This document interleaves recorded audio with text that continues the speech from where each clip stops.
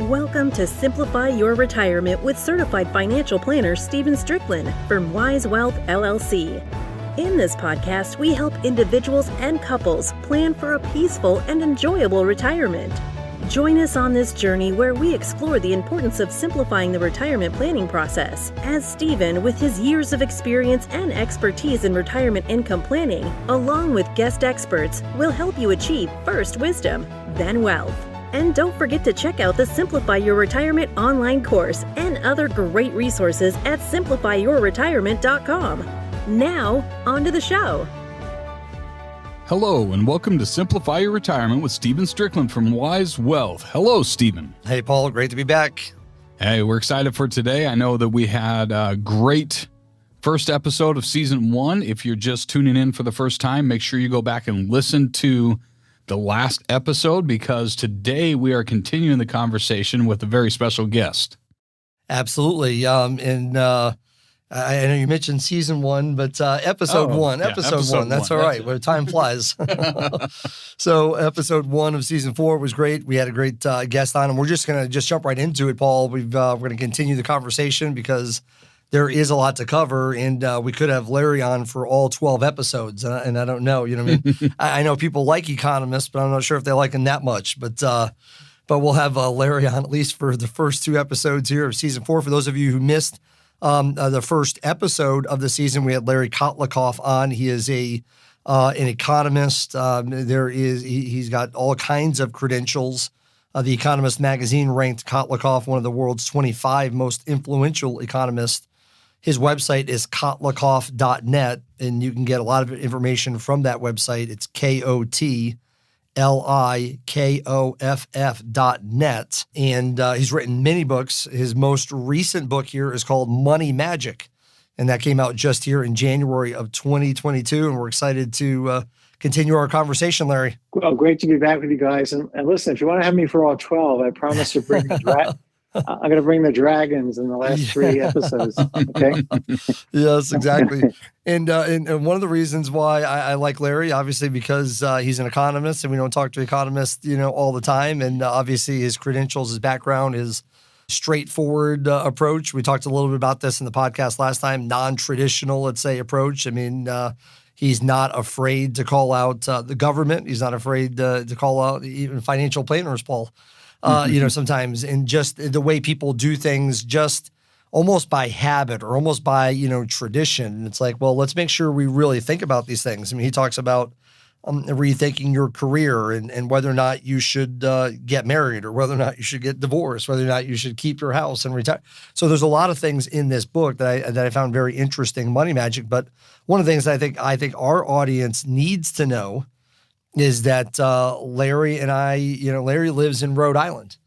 And so, and he's out from the Boston area and teaches at Boston University. And so a lot of you know that that's where I grew up, in Warwick, Rhode Island. So we've got this connection, being New Englanders and being on the East Coast. Yeah, no, just on that one, I was, there's a chapter in the book called Get House Rich, because I think you can take your house and transform how you're using it and thinking about it, and how big it is, and all these downsizing and releasing trapped equity, all the kinds of questions, whether to bring your mom in to live with you, right, to share expenses, and reap the economies of shared living are just enormous. You can have one fireplace and one TV and maybe 2 TVs, but one washing machine, and And so, just why do I works now at Boston University for going on to like almost 40 years, and love Boston. The whole reason I went to BU over a bunch of other much more prestigious schools at the time was that I love Boston. Mm-hmm. And my wife comes and says, here's this beautiful house. It's 301 years old in Rhode Island. Mm-hmm. And I said, no way am I going to leave Boston. We had 960 square feet. We're in the middle of COVID. Right. I'm driving her crazy, obviously, because I'm doing all these, doing lots of conversations with colleagues. And, and she can't go outside because there's basically nowhere to go. So she finds this house, 301 years old. I'm saying we're going to move into a museum in Providence, Rhode Island. I knew nothing about Providence. But then she tells me the price per square foot's a third of what it is in Boston. And it's, I don't have to commute every day to work. In the beginning, I was teaching remotely. I may teach again because of Omicron. But anyway, getting out of the house, and I fell in love with it after she said, "This, we're moving." I said, "Okay, Right. Okay, we're moving." Yep. And the house is terrific, and we're saving all kinds of money. And so I think we've raised our living standard by about 12%. Because we're spending so much less on housing. Just by moving in this house that you moved to, like you said, I think it's a house that's from the 1720 or something, but this house is like way bigger than the condo or whatever you had in Boston, but yet you saved a bunch of money. You were spending less total on housing with about 40, maybe 60% more space. Amazing. Including a backyard, including great neighbors in Boston that people were, mostly students. We knew nobody after 8 years. Yep. Here we get here the first day, a 6-year-old girl comes by with a bottle of champagne and a lovely little note, and her parents had sent her over. This is like what America's about, right? Right, exactly. Small town USA. And so you found out that you actually enjoy Rhode Island. Oh yeah, we're now in love. We've never moved here. That's great. Well, and the other thing too, I know you talk about this in the book. I mean, you discuss this. Really, it's not, in your case, you were able to move from something smaller to something larger and actually have more, income because your expenses went down. And then obviously some states have, lower state income taxes. There's a lot of reasons to consider where you live in retirement. Yeah, the size of your house is, if you're in a 4-bedroom and you're saying, my kids love the house and I'm never going to sell it because I want them to come for Christmas and Thanksgiving. I want them to be able to sleep in their own beds. Well, go talk to those kids. Say, look, if I sell the house, I move next door, I go to a 2-bedroom, but we have Christmas in Hawaii every year. And we use the money to fly everybody out to Hawaii. Which would you prefer? Right. They're going to say, guess what? They're going to say, let's go to Hawaii. Right. Or exactly. Let's go to Greece every year. Every year we're going to go to a different place and have a great, as opposed to yelling at each other after 3 days. Right. In the old house. Being in the house. So that's right. And so, yeah, I look at that a lot of times too. It's like a lot of people say, I'm leaving. We're going to stay in the house because we're going to leave the house to the kids. Well, if you have 3 kids, which ultimately what we're saying is you're not leaving the house to the kids. All 3 kids aren't moving back in with their families. You're basically saying we're leaving the asset to the kids. Yeah, and then the kids are going to fight over this.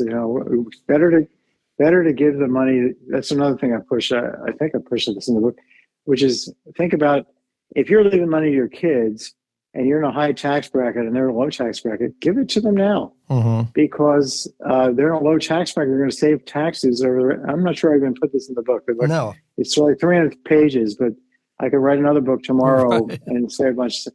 Just give it to people are just too hesitant to make gifts as opposed to leaving bequests when the kids can use the money to start their own business, whatever, pay off student loans. Interesting. Yep. That makes sense. There's a lot of things to look at and certainly even in our firm here, we're looking at that a lot. It's sort of like a debt asset. You've got a house that has no debt on it. And obviously you do talk about how, obviously there's an emotional side of this thing and making sure you have no mortgage. I know you're certainly against having a mortgage and making sure that's paid off. But then, once you have a paid off mortgage and you have this asset there that really is not working for you other than maybe just keeping up with inflation, I think it is important to start looking at, what's the best use of that asset. Yeah. So, when we moved to Providence, after, a couple of months, I started bragging to friends and people and also on, in these kinds of interviews, hey, look at what, how brilliant I was and my wife to make this move and how much money we would save. But then I realized I'd really been stupid. I'd spent too many years in Boston overpaying for housing. Could have done this 8 years ago, done even better. It was ridiculous. And we have a little cottage, an old cottage up in Vermont. And we decided, I thought my kids would just be devastated if I tore down the thing Right. and didn't renovate it. Well, had no foundation. They built houses back in like 1920 on milk containers filled with cement. Amazing. And they would lay out a grill and everything, and then the ground would move. Yeah. So this is why houses are, everything's kind of collapsing up in Vermont. Right. So I decided, well, we'll just put in our foundation. Well, when we put in the foundation, everything else moved. Mm-hmm. Like a huge amount of money later. I don't want to say the number because it's too embarrassing for one of the world's supposedly top economists. That's right. Yeah, idiot savant here. We have a beautiful cottage, and had I, just knocked the thing down and saved and just rebuilt something reasonable, the kids would have a whole lot more money, and my wife would not be right. And you were trying to save this experience for them that they had when they were little, and they could have a lot better experience now. Yeah, I get that totally. It's just it was like, and I should have sat down and said, let's really think this through. Yes. What am I doing? Really had talked, and then the contractor was basically not telling me what's likely because he was seeing all this income coming into him, which arrived to him. So he wasn't really that helpful. Well, it's funny because, even you talked about it in the book. I mean, like we mentioned even last time, it's like you have no problem calling out, school, universities that are trying to get people to do student loans, maybe financial advisors that don't do it a certain way, but even economists, you even mentioned that they are wrong from time to time. Get a group of economists together and all the different answers that you get. I thought that was funny. Yeah, we have developed in economics this whole area called behavioral finance. Yes. It's all predicated on people making mistakes with the assumption being that people are going to, if they were really smart, if they really were financially literate, if they really had good self-control, if they were well-behaved in these respects, they did their homework, they would not make mistakes. The code for Social Security is 7 reams long of paper. If you print it out, it's efficiently engineered software code. We have fantastic engineers in the company, brilliant people. Everything is few as lines of code as possible. Mm-hmm. An entire ream of paper just to get the Social Security right.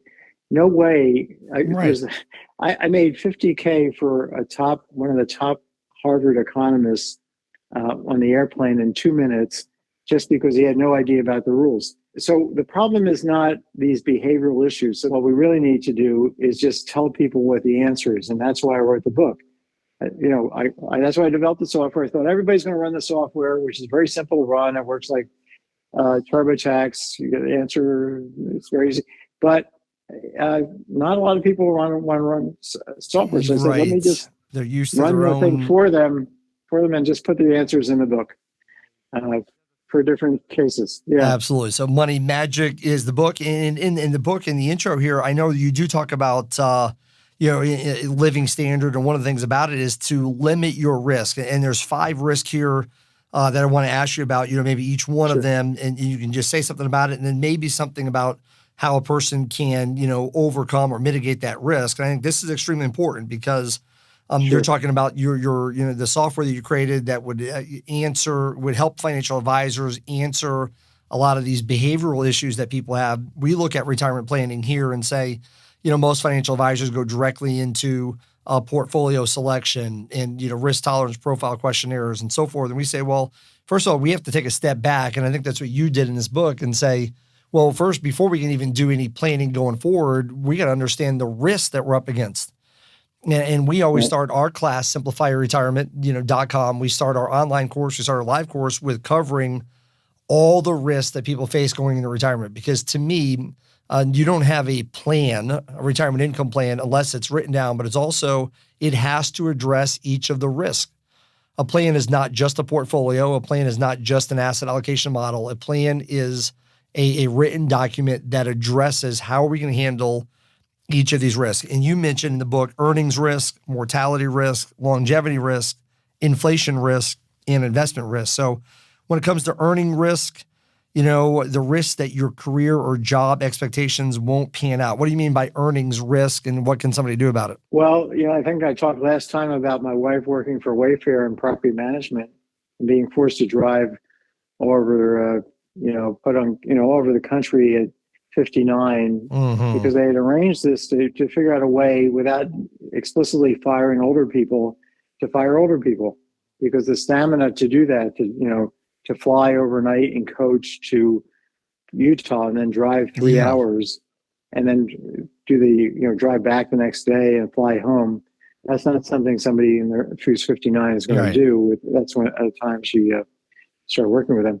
So they had arranged how to, so that's earnings risk. So you want to think about the length of your job. Are you going to be happy in this job? Is it going to be fulfilling? You're going to get burned out.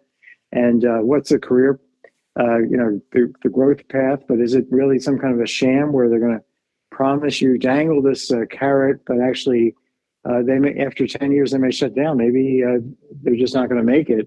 And a lot of companies do fail. And then there's inflation risk. Is the job going to keep up with inflation? And then I talk about, well, how can you insure yourself against this? Well, if you can go on the market and buy put options against your company, this is a little bit esoteric, and actually sell your company short, that's what economics says to do, because you have all this risk in your human capital in this job.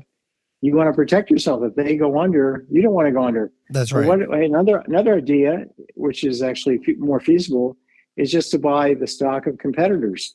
If you're working for Ford, well, buy Toyota GM, stock. Yeah, because that's going to reduce your risk. No, that makes sense. They're going to do better when Ford goes under. Right. Not that Ford's going under, but just an example. Yeah. No, it's just the whole point. I think is be intentional about your earnings, your career. Look at the future.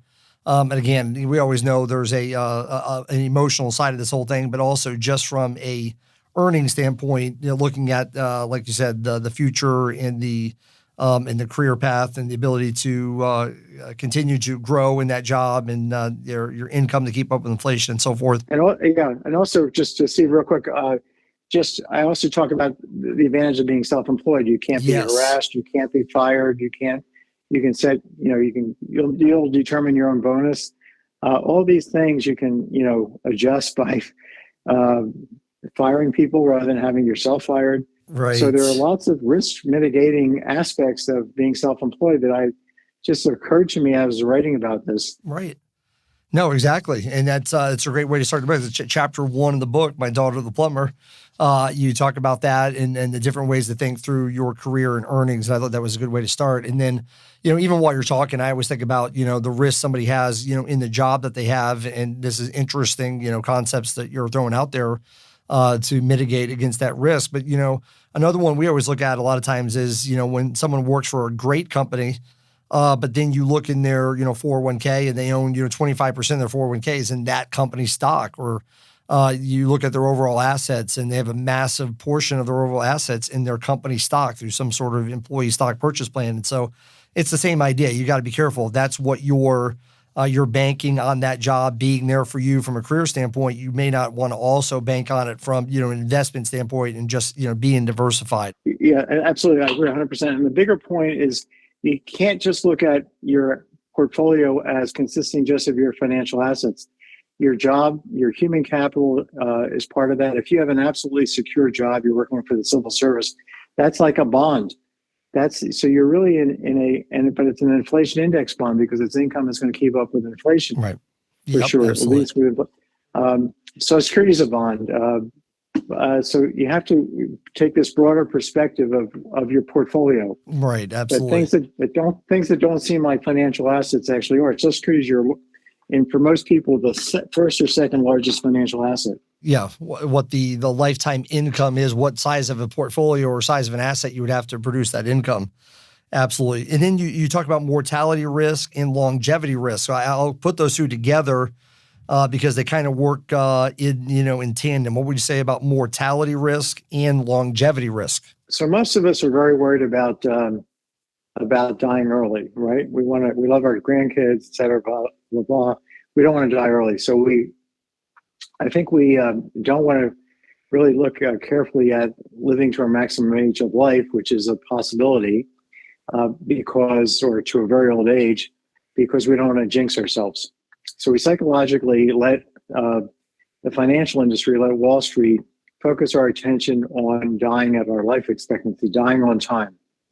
And in no other area of insurance do we think about playing the odds, which is,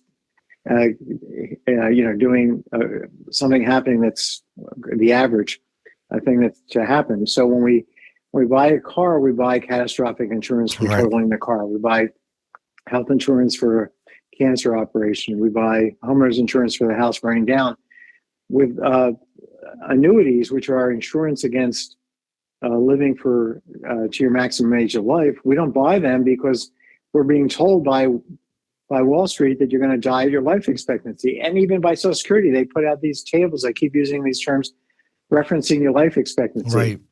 Well, if we just focus on the average, we would buy no insurance of any kind. Right.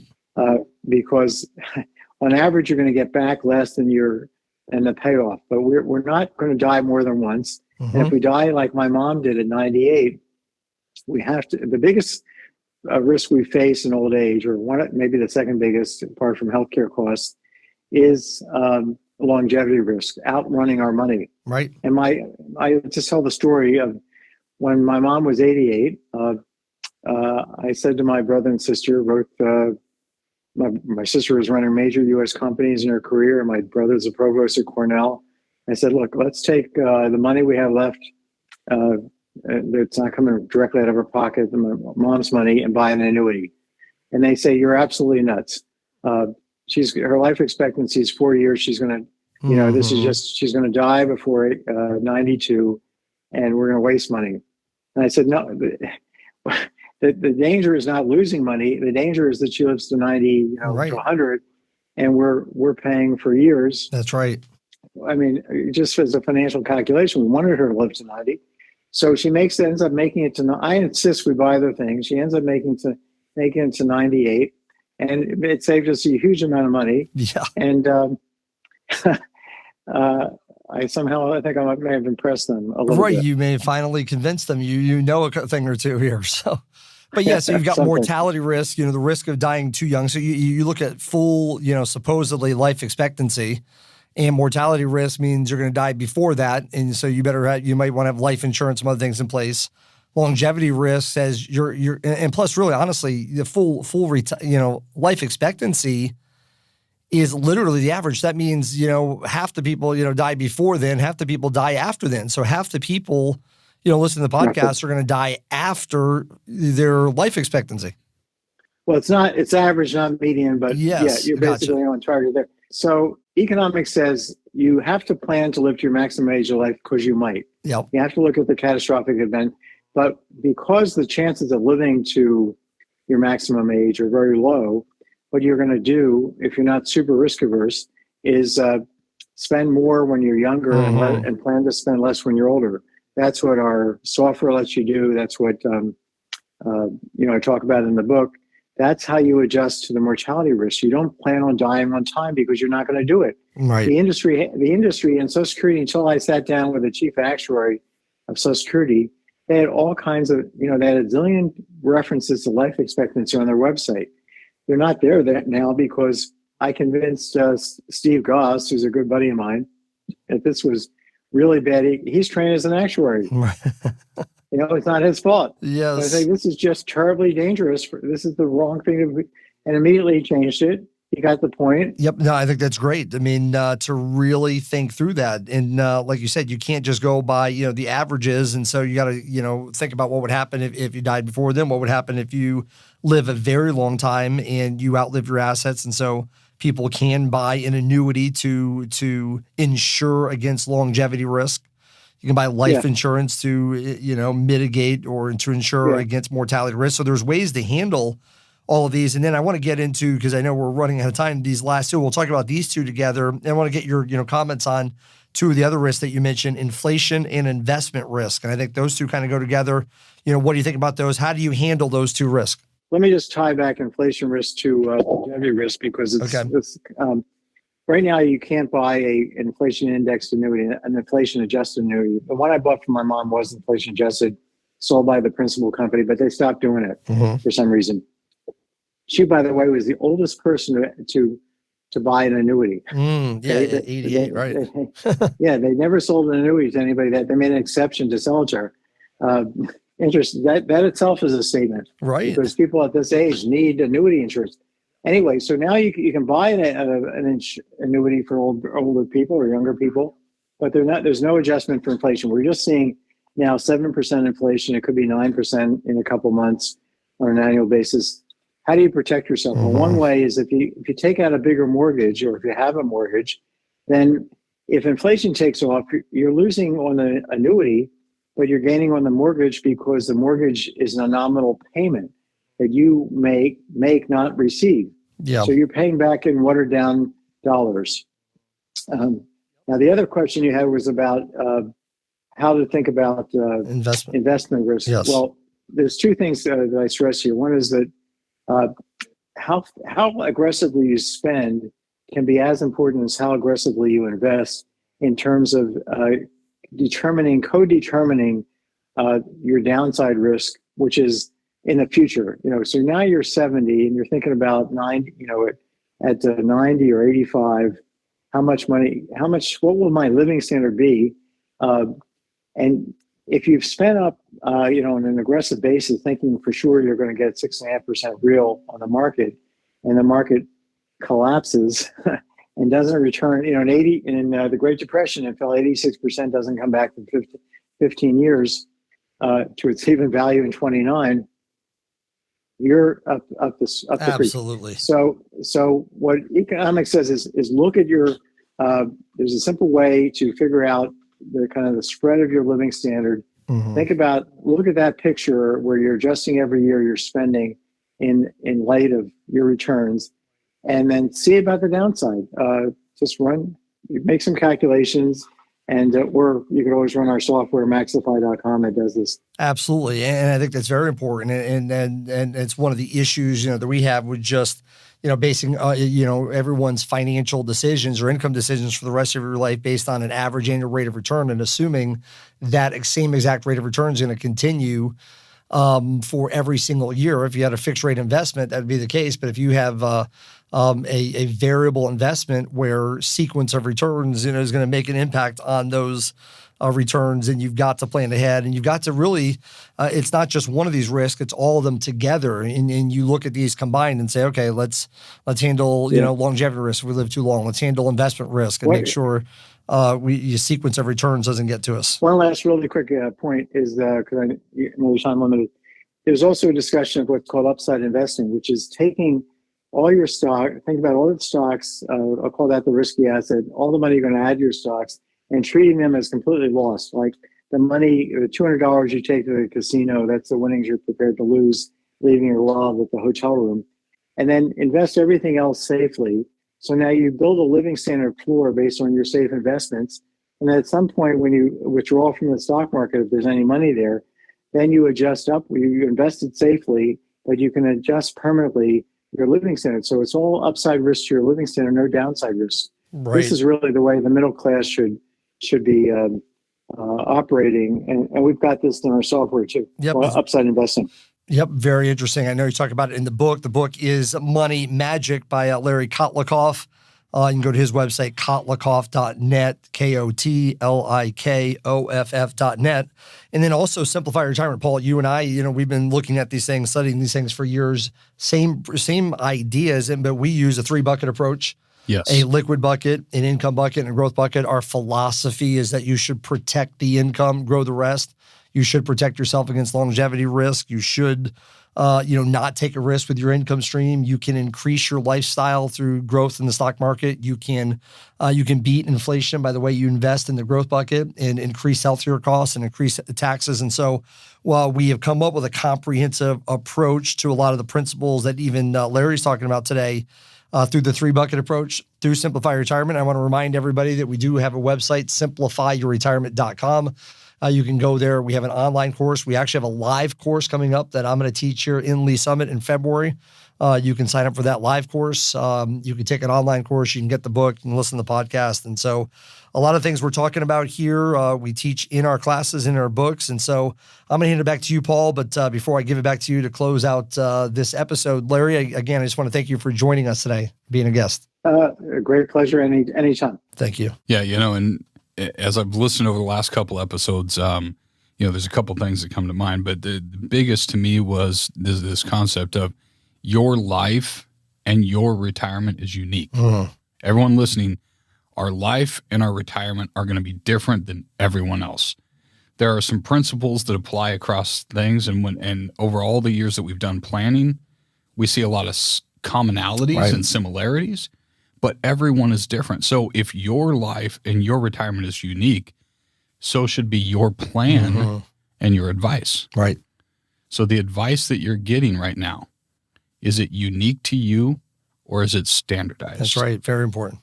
So that's something to think about. That's the behavior finance aspect of things too. And certainly appreciate having Larry on. And I know that these episodes can be downloaded as well so that you can go back and listen to it. There's a lot of great information in these last 2 episodes.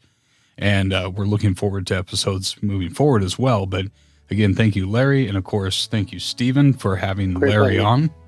And, of course, our last thank you goes to you, the listening audience. We wouldn't be here without you.